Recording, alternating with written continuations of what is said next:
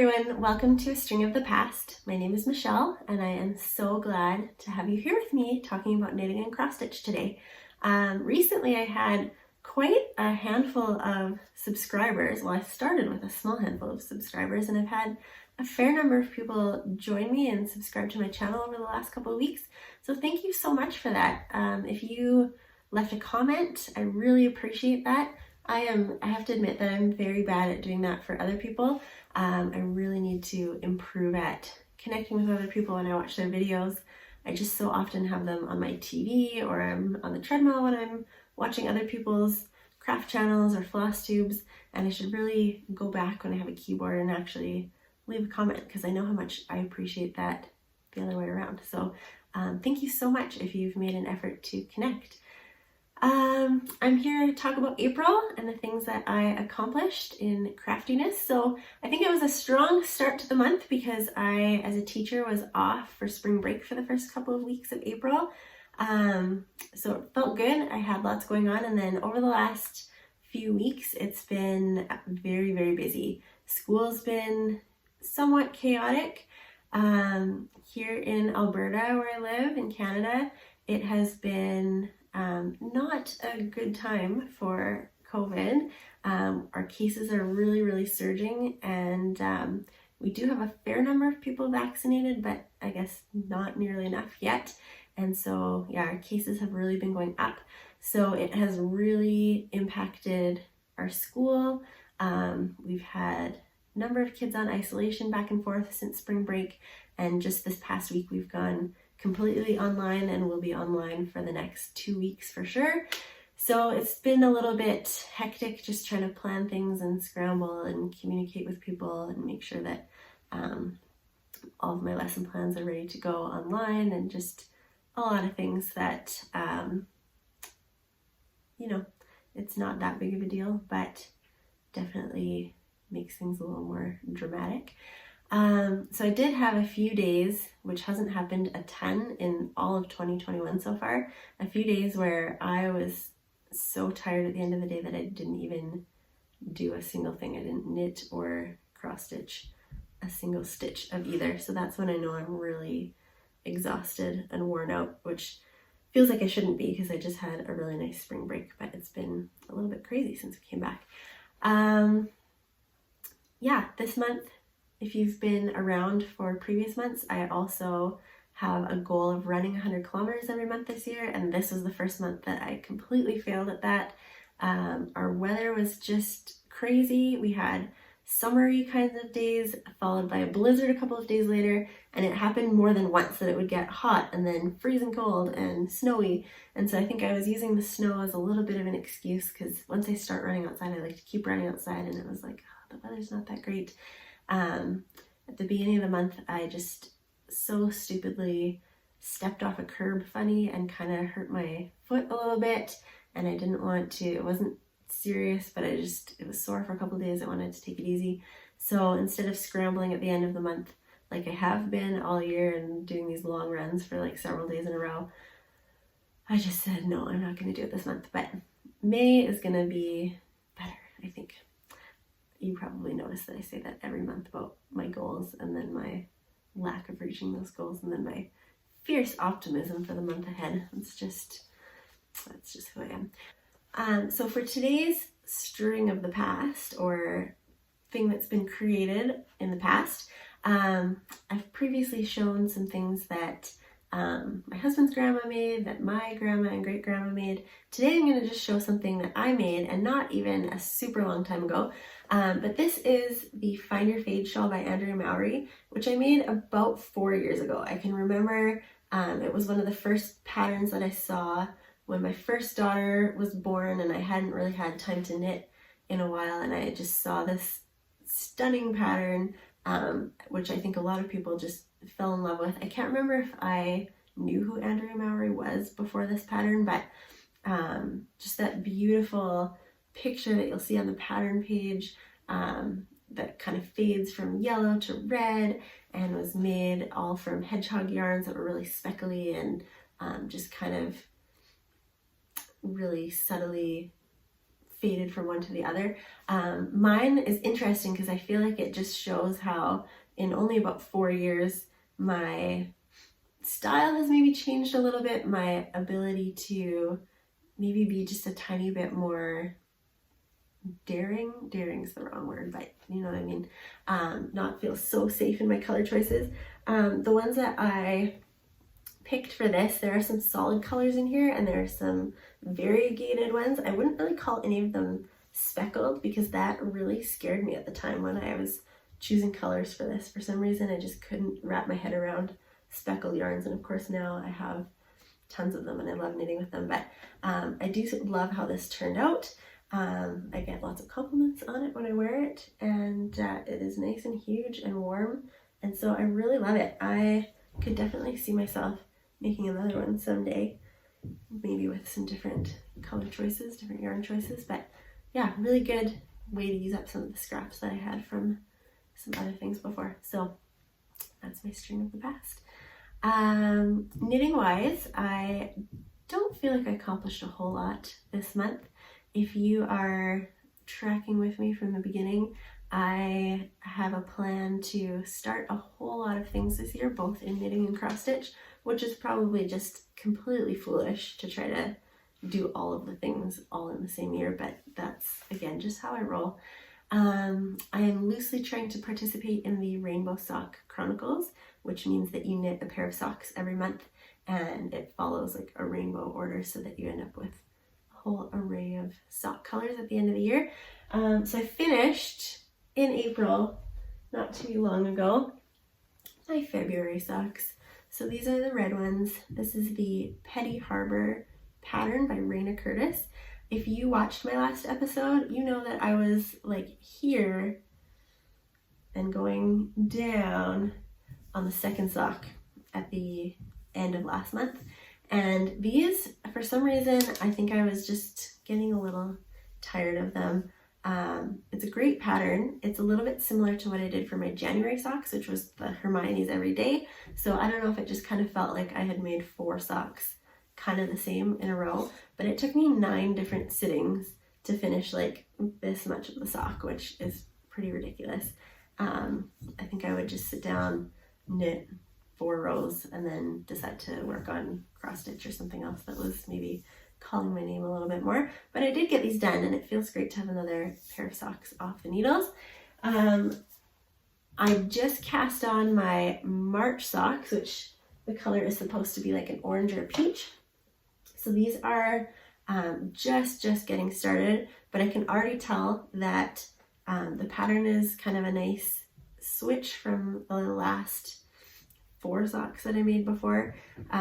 It has a little cable pattern, if you can kind of see that starting to develop. The yarn is Yarn Ink Classic Sock is the base, and the colorway is called Just Peachy, I think. I keep saying Peachy Keen, Just Peachy. And I love it. It's so nice and speckly. It's got like little browns and blues in it, but the main color is kind of this peachy pink. Really like it, and yeah, so far so good. I can see myself wanting to continue on these for sure. And then my goal for starting all the things is to get a pair of socks done every month, which I'm obviously a little behind on, and then start a sweater and start a shawl every month.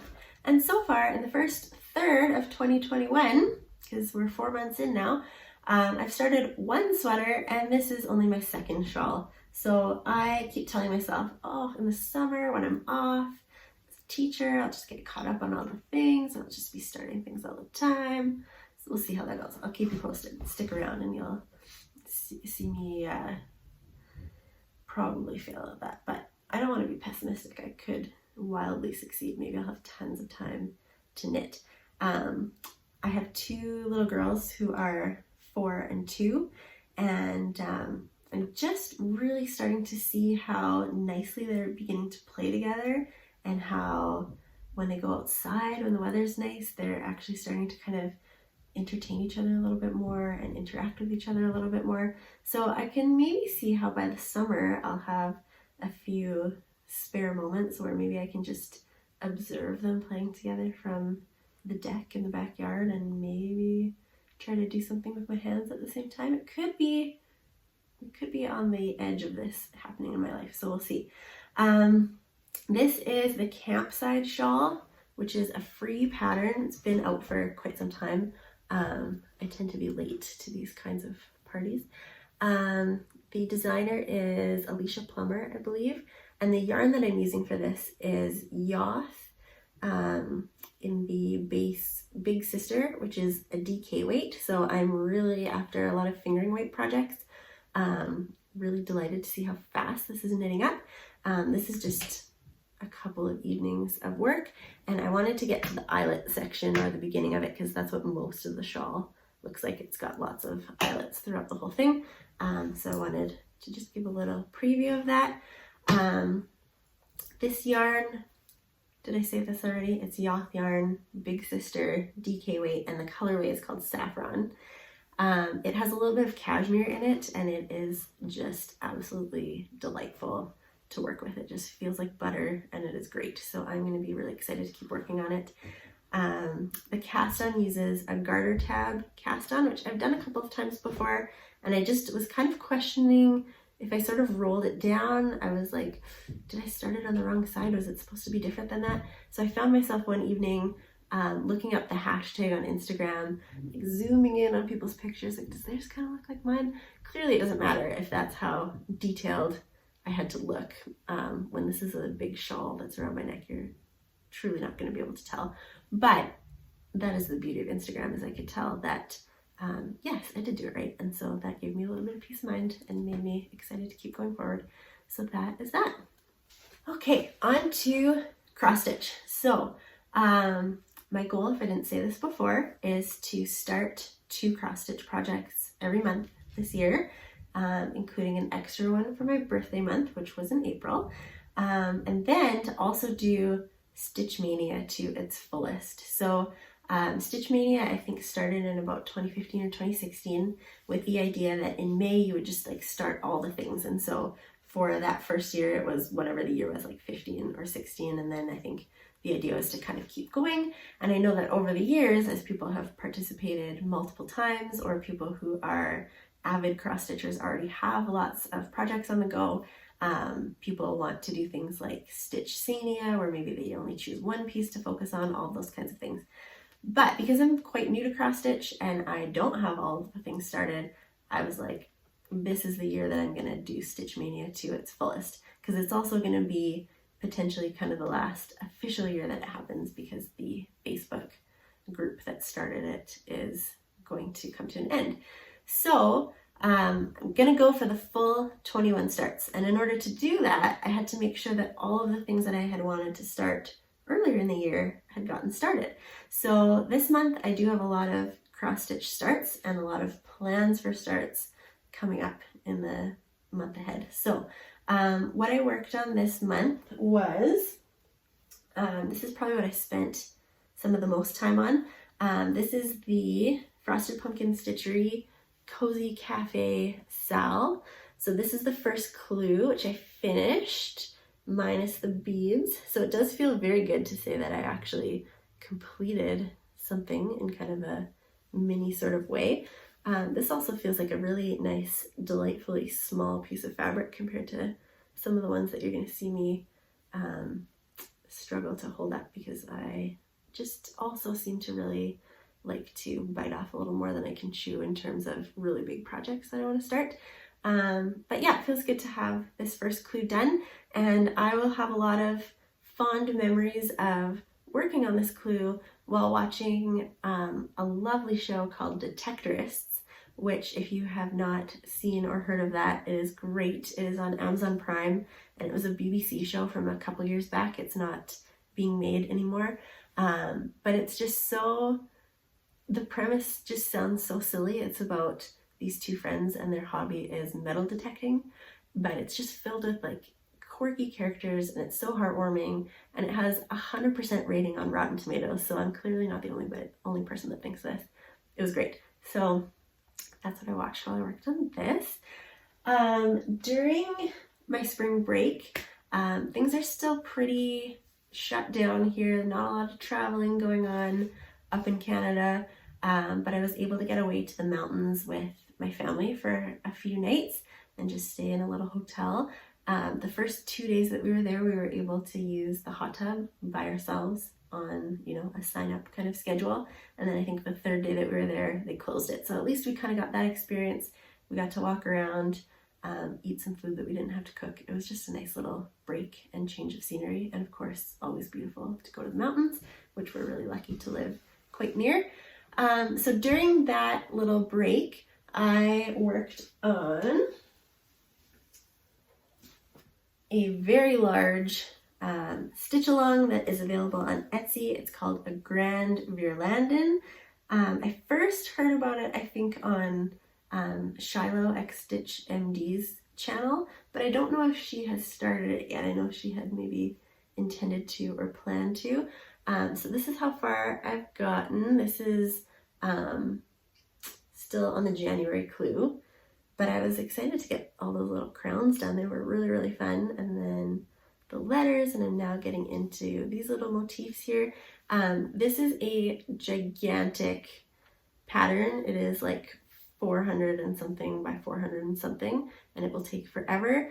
And even within that huge pattern, every month that comes out, there's like 3 different options for every single thing. So there is a blue version, a green version, and a red version, and you can kind of mix and match all of the little motifs. So far I've been sticking to the blue version, and when I see, because you can see what's coming up, I really like the blue version, so I think I'm going to stick to that the whole way through, but it's crazy. You could totally have a very unique sampler.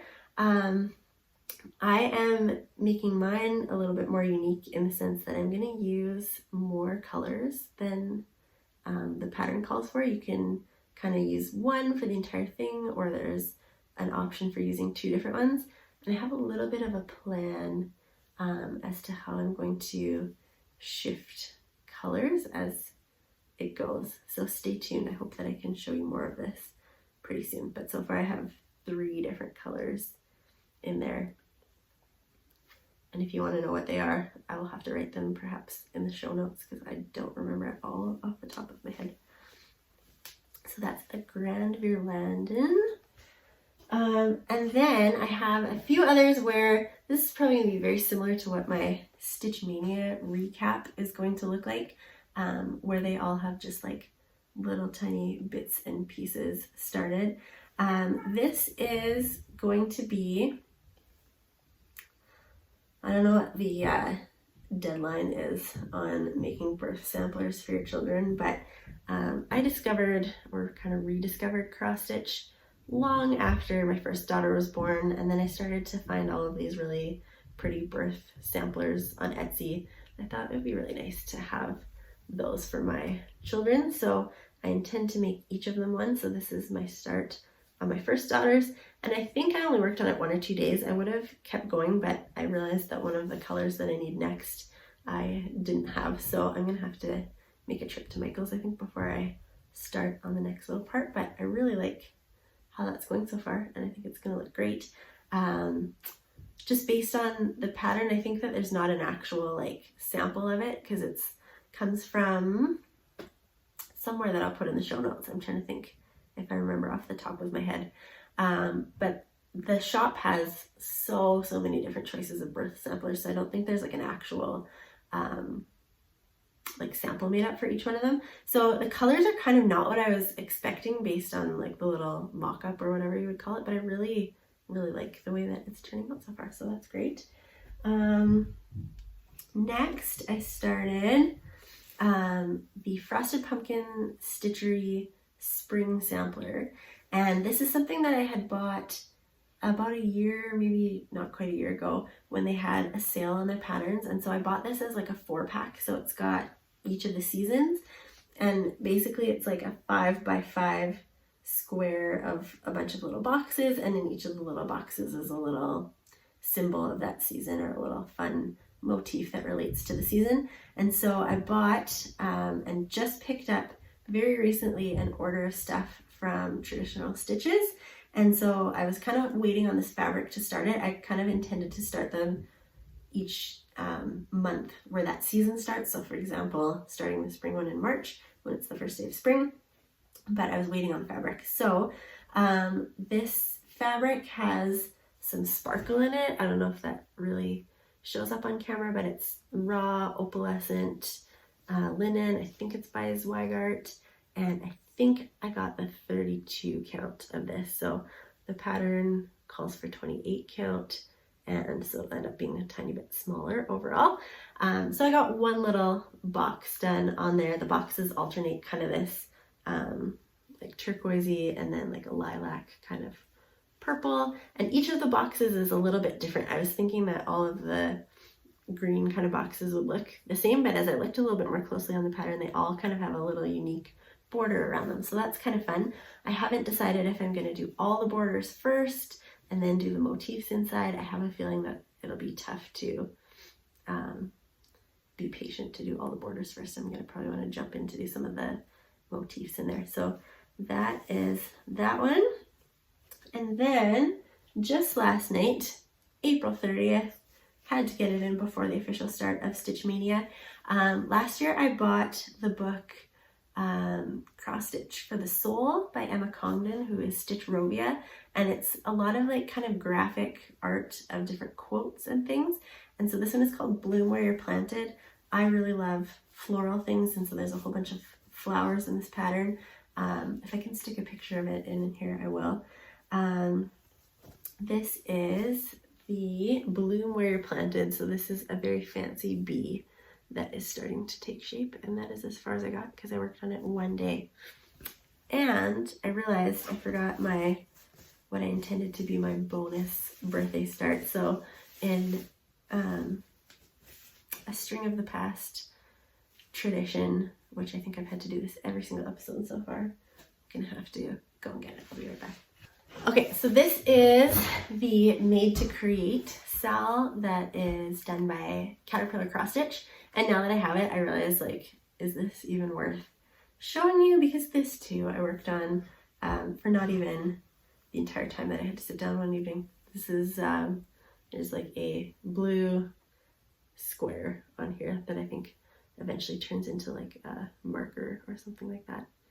So yeah, I'm so glad I got this to show you because wow, it must be very inspiring for you all to see this incredible square of like 25 blue stitches or whatever that is. Maybe next month, but probably not because I'm going to have probably 21 different things that look something like this to show you at the end of next month. So get ready, it's going to be amazing. So I bought a few things this month. As I mentioned, it was my birthday month, so I had a little bit more freedom to spend some money on crafty things because that's really all I want for my birthday.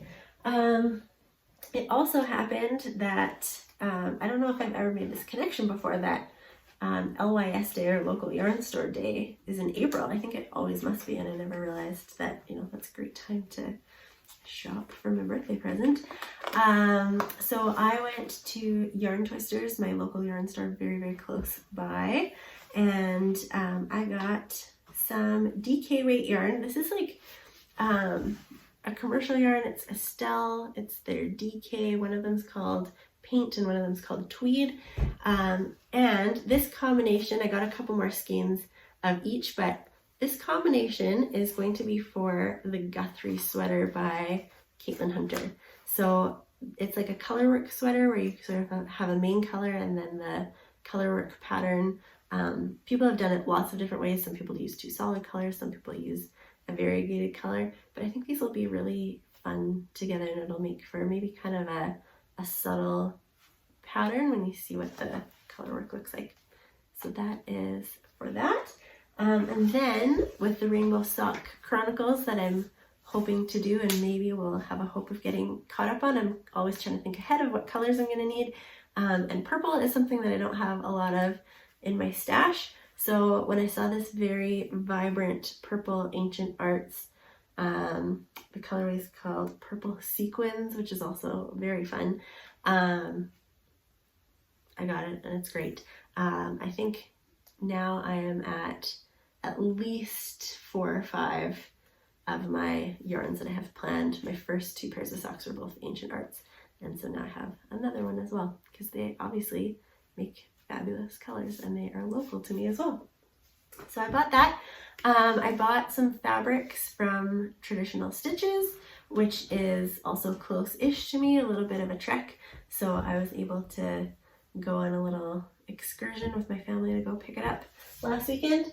And sorry about the crinkling bags. I bought that sparkly opalescent fabric, enough to make all 4 of the seasonal samplers, and there's a pretty significant chunk left over, so perhaps that will be for something else too. I also got some 36 count natural raw linen by Zweigart. Nothing too terribly exciting, but this will be enough for 2 projects that I have planned for Stitch Mania. This is,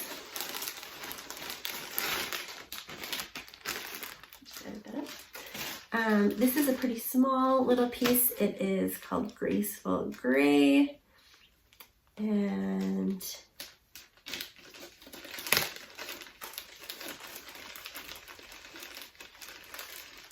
this is a 32 count.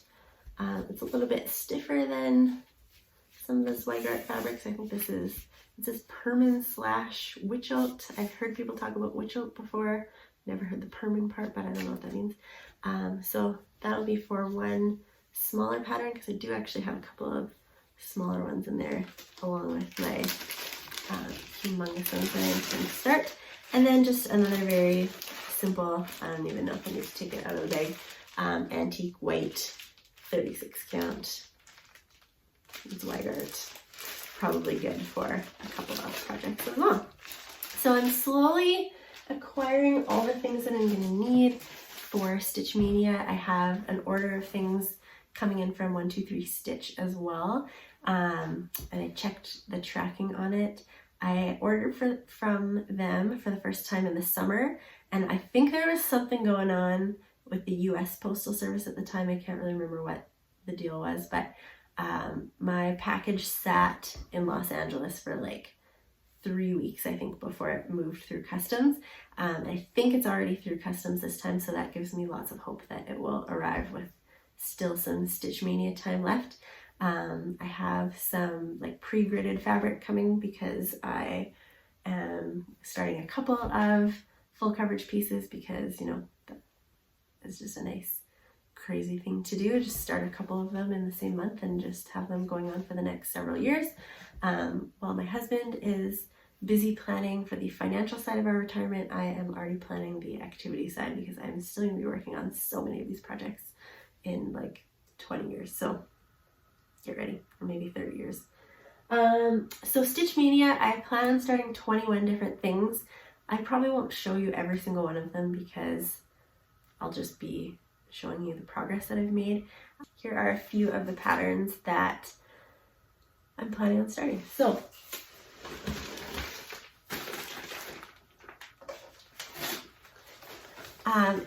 in my last episode, I showed a number of patterns that I had purchased, and so a lot of those are planned for Stitch Mania. So if you want, you can just go back and watch like towards the end of episode 3, where I show a lot of the patterns that I bought.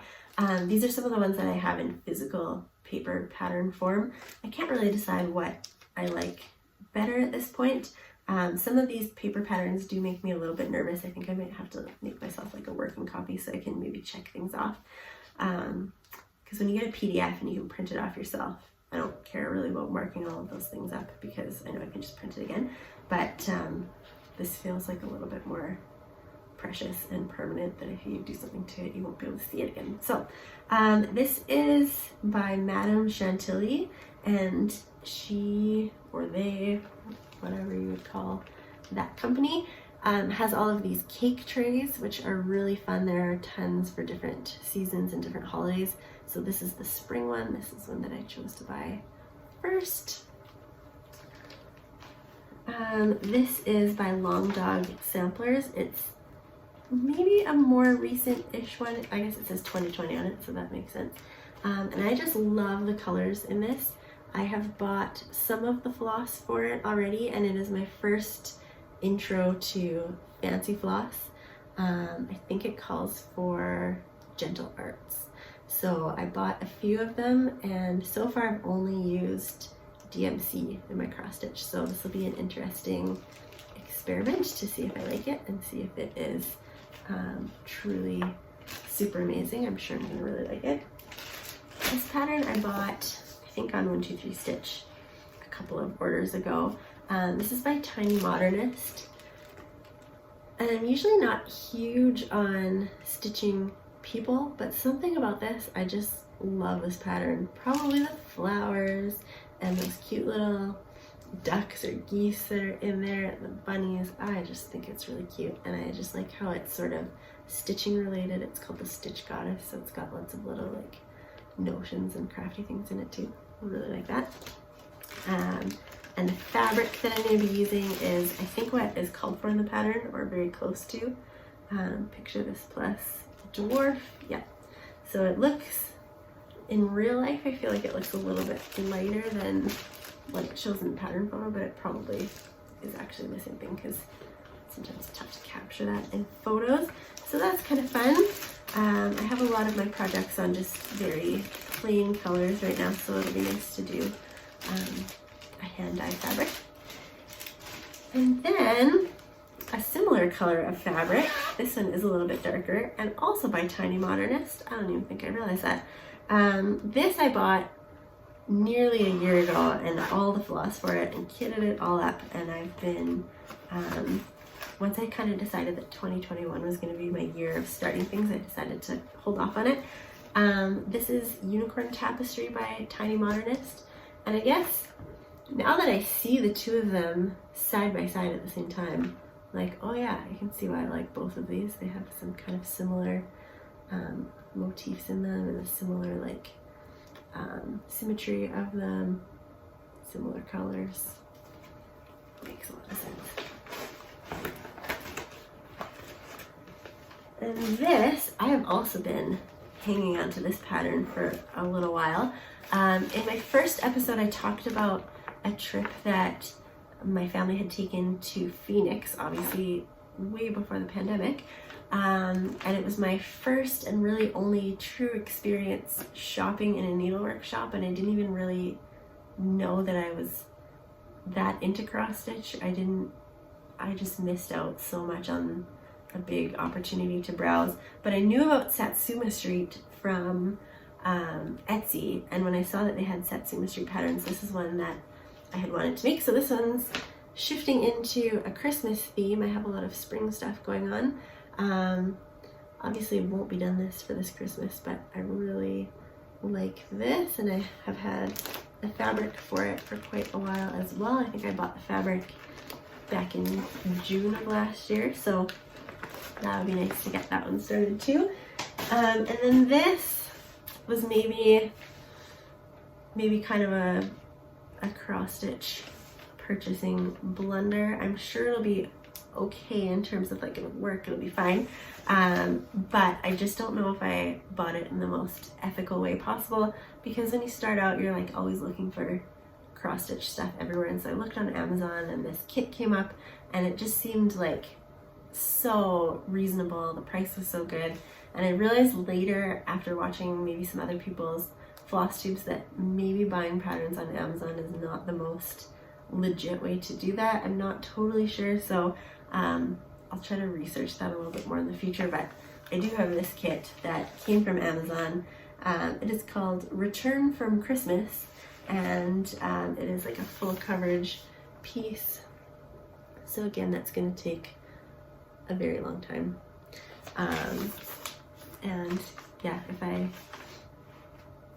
if you have any insight on whether or not this was a good idea to buy this and how I can do better in the future at making sure that artists and pattern designers and people get compensated appropriately, please tell me, because I really want to make sure that I'm doing that and supporting the people in the community that are doing the hard work to make these things.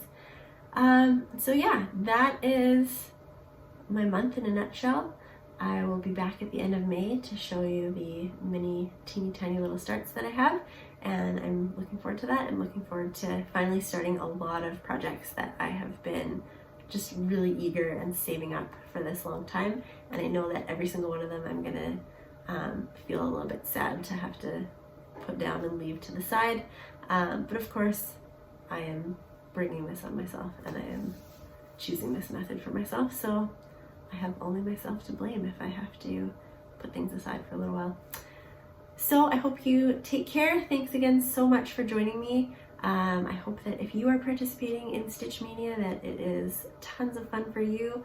Feel free to let me know in the comments what you're planning on working on, if you're doing it the crazy way that I am, or if you're doing a more slow-paced version, maybe trying to focus on a couple of projects or even just one project. Yeah, I would love to hear what you're working on. I would love to hear where you're from, how you found me, because it's just great to connect. So thank you again so much and have a great May.